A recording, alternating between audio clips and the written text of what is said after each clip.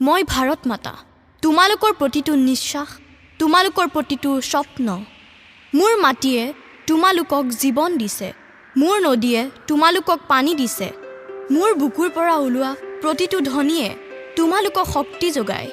ভাৰত মাতা কি জয় কেৱল এটা শ্লোগান নহয়, ই মোৰ আত্মাৰ প্ৰতিধ্বনি। ঐক্যবদ্ধ থাকক, শৃংখলা পৰায়ণ থাকক আৰু মোৰ গৌৰৱ বজাই ৰাখক, এয়াই মোৰ আশীৰ্বাদ। আজি ২৬ জানুৱাৰী গণতন্ত্ৰ দিৱস। হয়, ১৯৫০ চনৰ আজিৰ দিনটোতে ভাৰতৰ সংবিধান কাৰ্যকৰী হৈছিল। সেইবাবে এই দিনটোতে গণৰাজ্য দিৱস বা গণতন্ত্ৰ দিৱস হিচাপে পালন কৰা হয়। আজি হ'ল আমাৰ দেশ ভাৰতবৰ্ষৰ ৭৭ সংখ্যক গণতন্ত্ৰ দিৱস। जन गण मन अधिनायक जय हे भारत भाग्य विधाता। पंजाब सिंध गुजरात मराठा द्राविड उत्कल बंगा।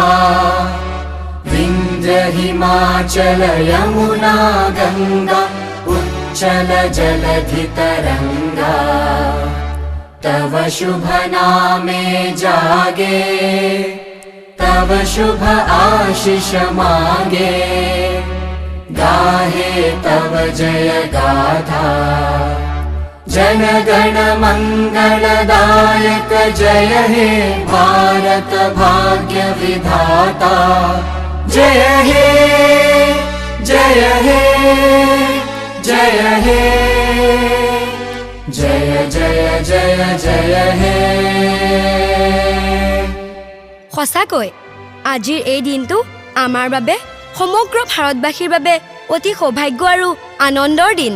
সত্য কথা, দেশক এই শুভ দিনৰ সপোন বাস্তৱ কৰিবলৈ এদিন হিয়া উজাৰি শুনাইছিল দেশ মাতৃক এনেকৈ।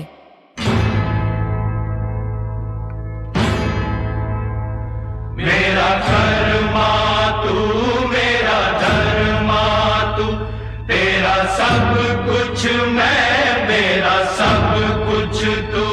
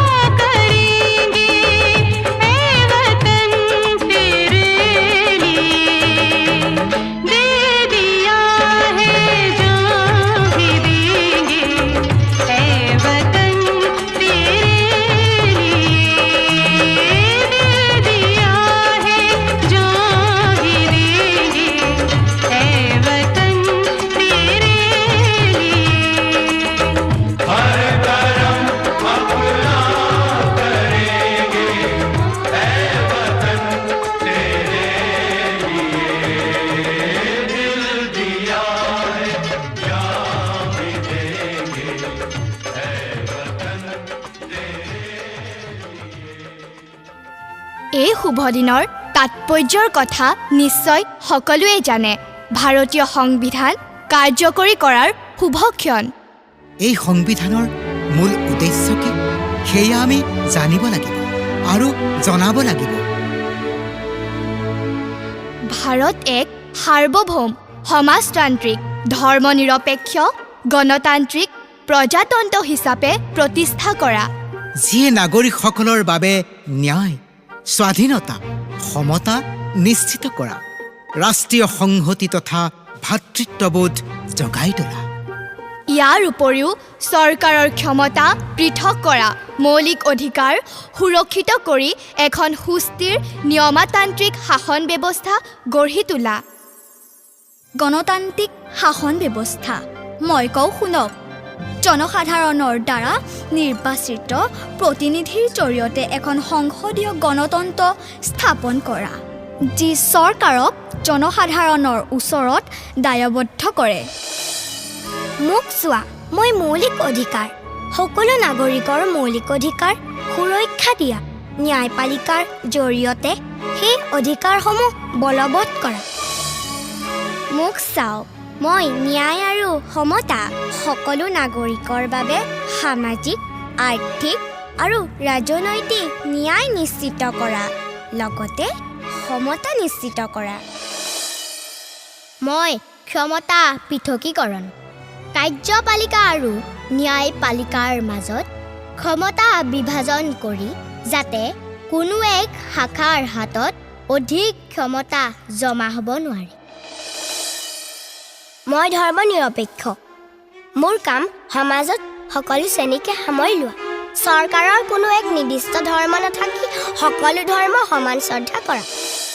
শুনিলা, সংবিধান অবিহনে নাগৰিকৰ জীৱন যাপন, কৰ্ম, ধৰ্ম কিমান যেন অসুবিধাত পৰিলহেঁতেন, নহয়নে? এক কথাত ক'বলৈ গ'লে গণৰাজ্য দিৱস সংবিধান গ্ৰহণ আৰু ভাৰতৰ সাৰ্বভৌম গণৰাজ্য হিচাপে উত্থানৰ প্ৰতীক। পিছে এই সাৰ্বভৌম গণৰাজ্য দিৱসৰ শুভ দিনৰ শুভক্ষণৰ বাবে আমি ভাৰত মাতাৰ বুকুৰ কত পাহোৱাল ডেকা, বৃদ্ধ বনিতাৰ ত্যাগ, জীৱন, যৌৱন, আত্মবলিদানৰ কথা পাহৰিলে নহ'ব দেই, যিসকল শ্বহীদৰ আপ্ৰাণ প্ৰচেষ্টাত ইতিহাসৰ পাতত সোণালী আখৰেৰে চিহ্নিত হ'ল ভাৰতৰ স্বাধীনতা সংগ্ৰাম, যিসকল দেশপ্ৰেমিকৰ বাবে পৰাধীনতাৰ শিকলি ছিগিছে। এই শুভক্ষণত এবাৰ সোঁৱৰোচোন আহা, মেলি চাওঁ ইতিহাসৰ পাত। সত্য কথা, সেইদিন আছিল কি যে ভয়াৱহ। উপনিৱেশিক ইংৰাজৰ শাসনাধীষ্ঠ ভাৰতৰ জনগণে পৰাধীনতাৰ শিকলি ছিঙি স্বাধীন হোৱাৰ স্বপ্নত অনাহাৰে অনিদ্ৰাই পাৰ কৰিলে কত দিন, কত নিশা। ভয়াত্ম কম্পিত জনগণৰ মন মগজুত স্বাধীনতা সংগ্ৰামত জীৱন আহুতি দিয়াৰ সংকল্পত দিনে দিনে শিৰে শিৰে তেজে তেজে কিল বিলাবলৈ ধৰিলে। শিক্ষা, সংস্কৃতি, স্কুল, কলেজ, কৰ্মস্থান সকলো বিসৰ্জন দি নামি পৰিল স্বাধীনতা সংগ্ৰামত। আমাক স্বাধীনতা লাগে, আমাক স্বাধীনতা লাগে।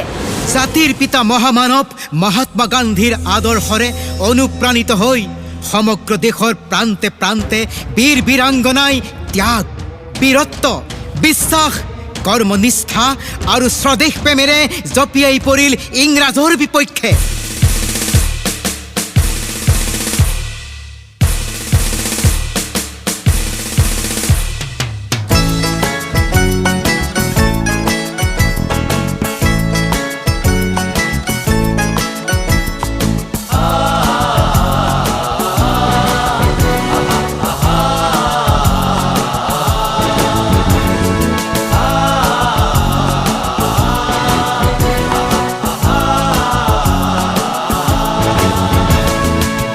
विश्वविजयी नौजवान, विश्वविजयी नौजवान, विश्वविजयी नौजवान, विश्वविजयी नौजवान।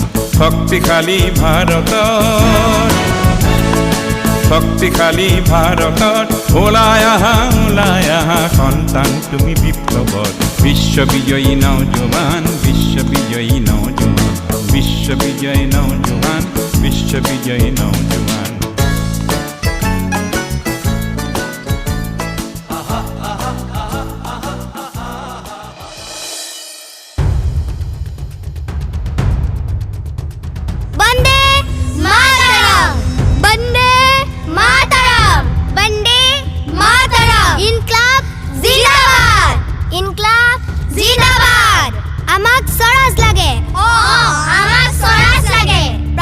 বছৰ ধৰি আমাৰ জাতীয় জীৱন ক্ষুণ্ণ হৈ আহিছে, আমাক স্বৰাজ লাগে।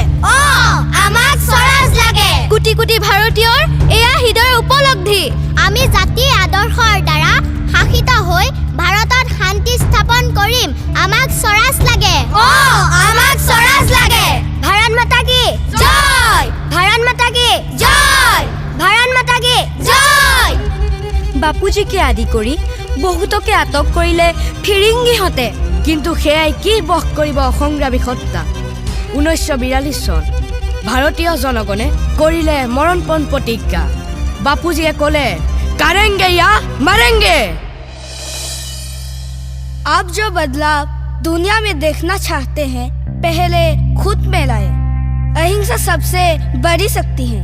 ये किसी भी हथियार से अधिक प्रभावी है करो या मरो करो या मरो কৰ্তব্য পালন কিংবা মৃত্যুবৰণ डू और डाई ব্ৰিটিছে ভাৰত ত্যাগ কৰিবই লাগিব ব্ৰিটিছে ভাৰত ত্যাগ কৰিবই লাগিব ব্ৰিটিছে ভাৰত ত্যাগ কৰিবই লাগিব ব্ৰিটিছে ভাৰত ত্যাগ কৰিবই লাগিব ব্ৰিটিছে ভাৰত ত্যাগ কৰিবই লাগিব भगत सिंह कोर्ट में तुझे और तुम्हारे साथियों को फांसी की सजाई सुनाई है। ये तो बड़ी खुशी की बात है। What? तुम्हें फांसी की सजाई सुनाई है और तुम खुश हुए हो? जी हाँ, ये देख, ये मिट्टी हमारी देश की मिट्टी है। ये मिट्टी हमारा जान है। इसके लिए हम जिएंगे और मरेंगे। इनकलाब जिंदाबाद। वंदे मातरम, वंदे मातरम। ভগত সিং শিৱৰাম ৰাজগুৰু সুখদেৱক লাহোৰ ষড়যন্ত্ৰ গোচৰত দোষী সাব্যস্ত কৰি 1931 চনত ফাঁচি দিয়া হৈছিল দেশ মাতৃৰ বাবে এইসকলে হাতত অস্ত্ৰ তুলি ল'বলৈও সাহ কৰিছিল শ্বহীদ হ'ল ইতিহাসৰ পাতত জিলিকি ৰ'ল বন্দে মাতৰম বন্দে মাতৰম মাতৰম স্বাধীনতা সংগ্ৰাম তীব্ৰতৰ হৈ উঠিছিল আমাৰ অসমতো জৱাহৰলাল নেহেৰু ঝান্সী ৰাণী লক্ষ্মীবাই বল্লভ ভাই পেটেল লোকমান্য তিলক সুভাষ বসু ভগত সিং আদিৰ দৰে স্বাধীনতা সংগ্ৰামীৰ অনুপ্ৰেৰণাৰে দেশ প্ৰেম মন্তৰে আলোক শিখাৰে জ্যোতিষ্মান হৈ আই মোৰ ভাৰতীৰ মুক্তি বিচাৰি ওলাই আহিল সহস্ৰজন বহুজনে কাৰাবাস খাটিলে বহুজন সংৰক্ষিত হ'ল আৰু বহুজনে দিলে জীৱন বলিদান ৰাজদ্ৰোহীৰ প্ৰাণদণ্ডই উচিত শাস্তি ফিয়ালি ফুকন, তোমাক ফাঁসি দিয়াৰ সময় হ'ল। তোমাৰ ক'ব লগা কিবা আছে যদি ক'ব পাৰা। চাহাব তোমালোকে মোক এবাৰ ফাঁচি দিবা মই দুবাৰ আহিম তোমালোকে মোক দুবাৰ ফাঁচি দিবা মই 10 বাৰ আহিম তোমালোকে মোক 10 বাৰ ফাঁচি দিবা মই 100 বাৰ আহিম মই 100 বাৰ আহিম মোৰ দেশ মাতৃৰ স্বাধীনতা বিচাৰি মই নিজে খুৰা হ'লেও মোৰ দেশক পংগু হ'বলৈ নিদিওঁ ফাঁচি কাঠত উঠি জীৱনৰ অন্তিম ক্ষণতো উদাত্ত কণ্ঠেৰে কৈছিল সেয়াই আছিল ফিয়ৰী ফুকন এনেদৰে নিজৰ জীৱনকো তুচ্ছ কৰি পৰাধীনতাৰ বাঘজৰী ছিঙি আনিবলৈ কুণ্ঠাবোধ কৰা নাছিল গোপীনাথ বৰদলৈ তৰুণ ৰাম ফুকন অম্বিকাগিৰি ৰায় চৌধাৰীৰ দৰে নেতাই শোষণৰ বিৰুদ্ধে আন্দোলনত সক্ৰিয় নেতৃত্ব বহন কৰিছিল নাৰী শক্তিও প্ৰবল সাহসেৰে ভাগ লৈছিল এই সংগ্ৰামত মহাত্মা গান্ধীৰ গঠনমূলক কাৰ্যসূচী সূতাকটা চাফাই অভিযান আদিত অংশগ্ৰহণ কৰাৰ উপৰিও শোভাযাত্ৰা ধৰ্ণা জাতীয়তাবাদী ভাৱধাৰাৰ প্ৰচাৰ কৰিছিল নাৰীৰ সাহসী ভূমিকা টেলিফোন আৰু ৰেলপথ কাটি দিয়া চৰকাৰী ভৱন জ্বলাই দিয়া আদি ব্ৰিটিছ প্ৰশাসনক প্ৰত্যাহ্বান জনাইছিল মাংৰি উৰাং পুষ্পলতা দাস ডাৰ্কি দাস ভোগেশ্বৰী ফুকননি আৰু কনকলতা বৰুৱা ভাৰত ত্যাগ আন্দোলনত বহুতেই আত্মত্যাগ কৰিছিল য'ত কনকলতা বৰুৱা ভোগেশ্বৰী ফুকননি আদি বীৰাংগনাই প্ৰাণ আহুতি দিছিল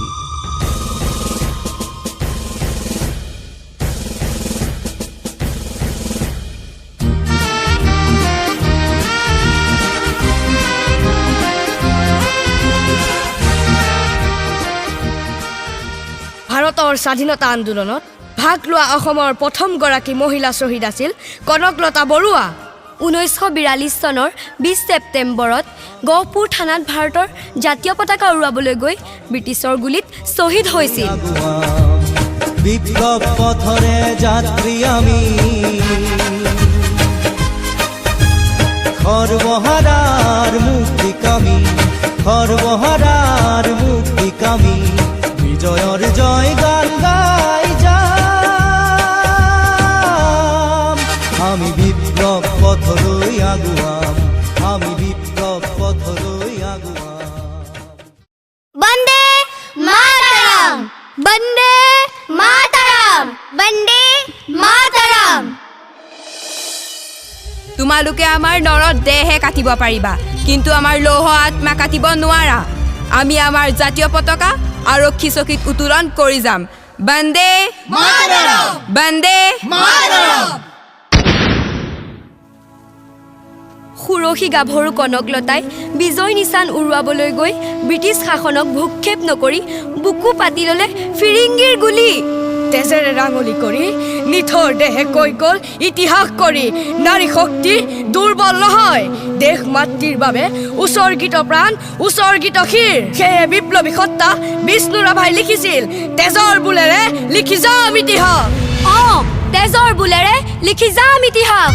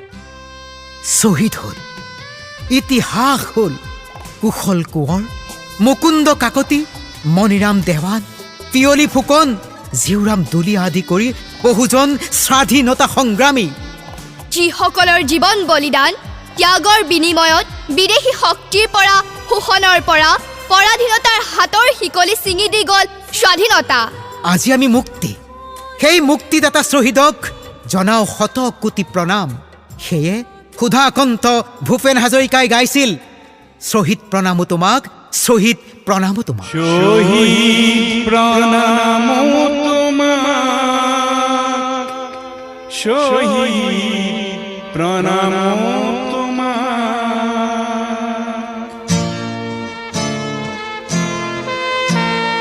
লুইতৰ পাৰৰে তুমি ডেকা ল'ৰা তুমি এটো বুকু পাতি দিলা ভাৰতীৰ নুমলী জিক বচাবলে তুমি এটো মৃত্যু বৰিলা শহীদ প্ৰণাম তোমাক শহীদ প্ৰণাম তোমাক শহীদ প্ৰণাম তোমাক শহীদ প্ৰণাম তোমাক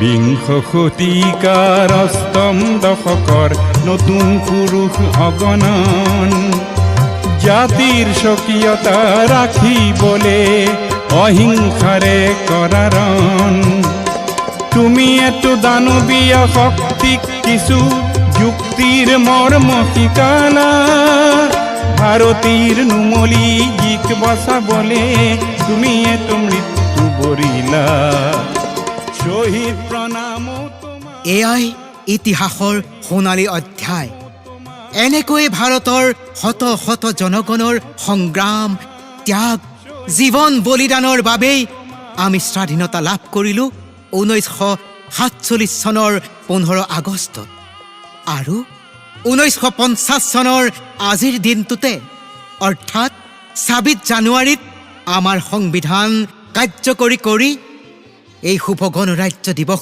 উদযাপন কৰাৰ সৌভাগ্য লাভ কৰিলোঁ প্ৰণামো হে শ্বহীদ প্ৰণামো হে ভাৰত মাতা আজি দেশৰ ৭৭তম গণৰাজ্য দিৱস উদযাপনস্থলীত উপস্থিত থকা মান্যবৰ সকলোকে শ্ৰদ্ধা আৰু গণতন্ত্ৰ দিৱসৰ শুভেচ্ছা জ্ঞাপন কৰিলোঁ আজিৰ দিনটো ভাৰতবৰ্ষৰ বাবে এক গুৰুত্বপূৰ্ণ দিন 1950 চনৰ 26 জানুৱাৰী তাৰিখৰ পৰা আমাৰ দেশৰ ভাৰতৰ সংবিধানখন কাৰ্যকৰী হৈছিল 1947 চনৰ 29 আগষ্টত ডক্টৰ ভীমৰাও আম্বেদকাৰৰ নেতৃত্বত এখন খচৰা কমিটি গঠন হয় আৰু 1949 চনৰ 26 নৱেম্বৰত অশেষ পৰিশ্ৰমেৰে সংবিধানখন লিখি উলিয়ায় আৰু সভাপতি ডক্টৰ ৰাজেন্দ্ৰ প্ৰসাদে ইয়াত চহী কৰি গৃহীত কৰে আৰু 1950 চনৰ 26 জানুৱাৰীত সম্পূৰ্ণৰূপে কাৰ্যকৰী হয় আৰু আজি এই শুভ দিনটোত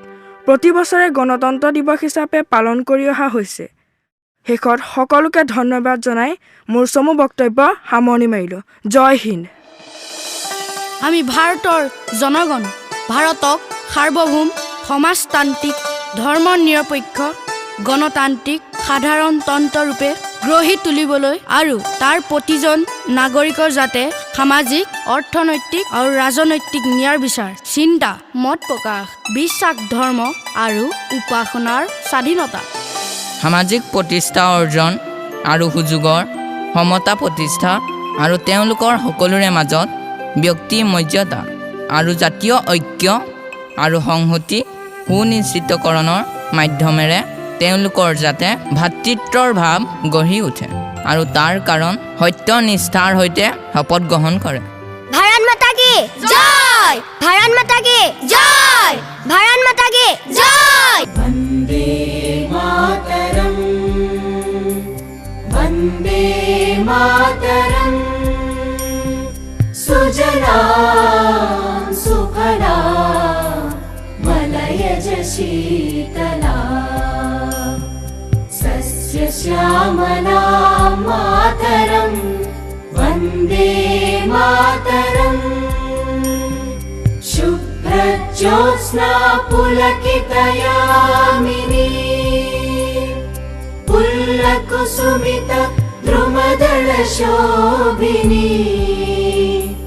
सुहासिनी सुमधुरभाषिणी